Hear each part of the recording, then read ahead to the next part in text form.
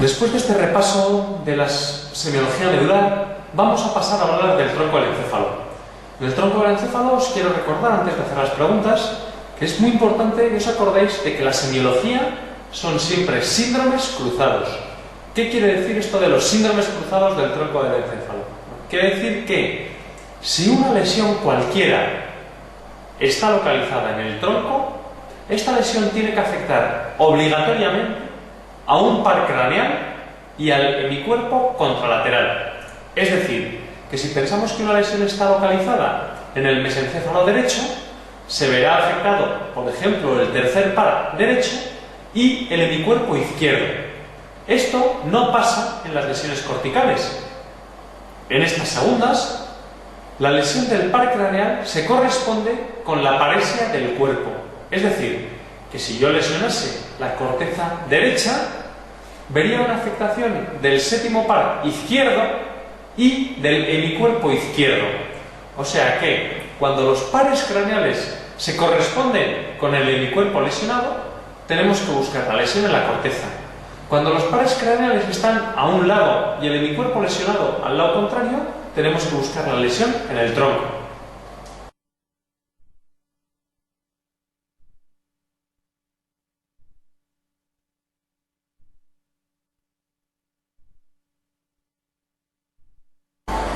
Vamos entonces al repaso de las preguntas y vamos a empezar volviendo un poco atrás por la pregunta número 3 y leemos que un paciente de 16 años presenta de forma aguda una parálisis facial periférica izquierda y diplopia horizontal que mejora cuando el paciente gira la cabeza hacia la izquierda. Señale dónde se localizaría con mayor probabilidad la lesión: en corteza frontal derecha, en mesencéfalo izquierdo, en protuberancia izquierda, en seno cavernoso izquierdo o en peñasco temporal izquierdo. La desviación de la comisura bucal, que aquí la describen directamente como parálisis facial periférica, nos localiza perfectamente el lado de la lesión, ¿no? Una parálisis facial periférica quiere decir que el séptimo par que está lesionado seguro que es el izquierdo, ¿vale? Además, se añade que este paciente presenta una diplopia que empeora al mirar hacia la izquierda. Probablemente se trate de un sexto par izquierdo, que con la mirada hacia el propio lado, hacia el lado sobre el que tiene que abducir, se ve alterado, es incapaz de mover ese ojo y se manifiesta como diplopia. Con lo cual tenemos un sexto par izquierdo y un séptimo par izquierdo. El único sitio donde el sexto y el séptimo par se encuentran juntos es en la protuberancia, porque después, una vez el séptimo par abandona el tronco y el sexto lo abandona por otro lugar, no van a volver a encontrarse ni siquiera en su recorrido dentro del cráneo, con lo cual solo puede estar localizada la lesión en la protuberancia. La protuberancia que tiene que ser obligatoriamente del lado izquierdo. Por tanto, respuesta correcta en este caso, la respuesta número 3.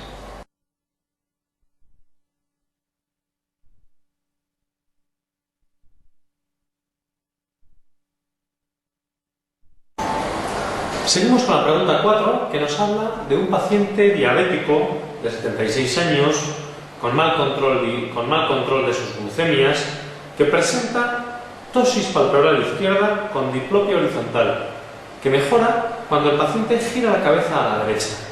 En la exploración, además, tiene una alteración pupilar que le lleva a desconjugar los ejes oculares e imposibilidad para mover el ojo hacia la línea media. Y nos preguntan, ¿cuál es la más probable? ¿Que sea un aneurisma sacular de la arteria cerebral anterior izquierda? ¿Que sea un aneurisma fusiforme de la arteria basilar? ¿Que sea un aneurisma sacular de la cerebrosa superior izquierda? ¿Un sacular de la cerebrosa superior derecha? ¿O bien una vasculopatía diabética del tercer par? En este caso, en el que tenemos una alteración motora de la motilidad ocular, pero no una alteración pupilar en un paciente diabético, no nos puede quedar ninguna duda de que esto se trata de una vasculopatía diabética. El tercer par, el nervio del tercer par, tiene una peculiaridad, y es que presenta en la periferia del nervio, se localizan las fibras parasimpáticas, y es en el centro del nervio por donde viajan las fibras motoras. De tal manera que en los diabéticos que están lesionados los pequeños vasos que van a nutrir al nervio, se produce primero una isquemia de la parte central del mismo y posteriormente una isquemia de la periferia que está más cerca de esos vasa vasorum, de los vasos que nutren a los nervios. Vasa nervorum, perdón. De tal manera que la parte lesionada es la parte motora y por eso se conserva la vista. Esto hay que diferenciarlo, que es con lo que nos quiere ligar la pregunta, de la aparición de un aneurisma. Un aneurisma que no es ninguno de los que comentan aquí, sino que es un aneurisma que se produce en la arteria comunicante posterior. La arteria comunicante posterior está localizada directamente encima del tercer par, de tal manera que un aneurisma en esa zona va a irritar el tercer par, pero lo va a irritar en su parte superficial. De tal manera que en el paciente con un aneurisma lo que tenemos que ver es una alteración de los reflejos sin alteración de los movimientos que involucra el tercer par. Mientras que en este caso, paciente diabético, lo que tenemos que ver es una alteración de los movimientos que involucra el tercer par, pero sin alteración de los reflejos. Con lo cual, tanto por los antecedentes del paciente como por la clínica que cuenta, sin ninguna duda, respuesta correcta, la respuesta número 5.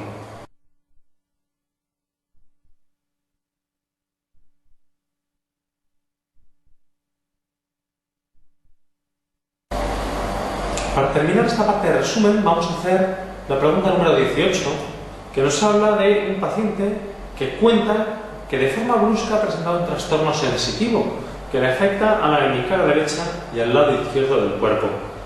Además, presenta vértigo e inestabilidad y nos piden localizar la lesión.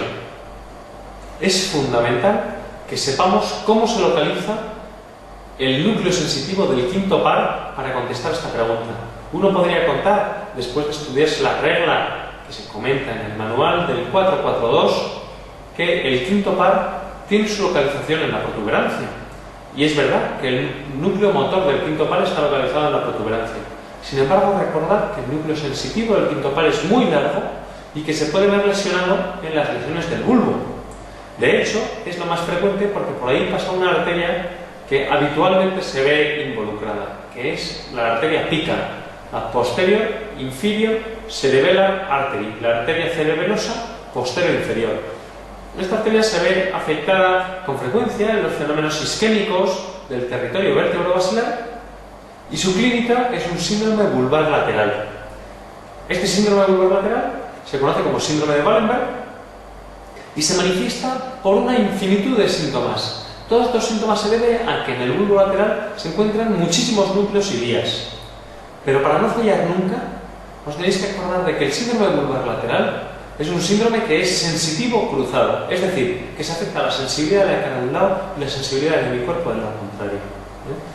Esto es exclusivo del síndrome vulvar lateral. No está involucrada la protuberancia, a pesar de que el núcleo sensitivo del quinto también pasa por la protuberancia. Síndrome vulvar lateral o síndrome de Wallenberg es un síndrome sensitivo cruzado. Y además de ese síndrome sensitivo cruzado, se pueden presentar una miríada de síntomas, desde la inestabilidad, la hipoacusia, los vértigos, como los que tiene este paciente, las afectaciones viscerales, como náuseas, vómitos, etc. Pero no podemos dejarnos llevar por eso y tenemos que centrarnos en que es un síndrome sensitivo cruzado. Por lo tanto, en este caso, que efectivamente es lo que nos están contando, la cara afecta de un lado y el cuerpo del otro, tenemos que contestar bulbo lateral. Luego, respuesta correcta, la respuesta 1.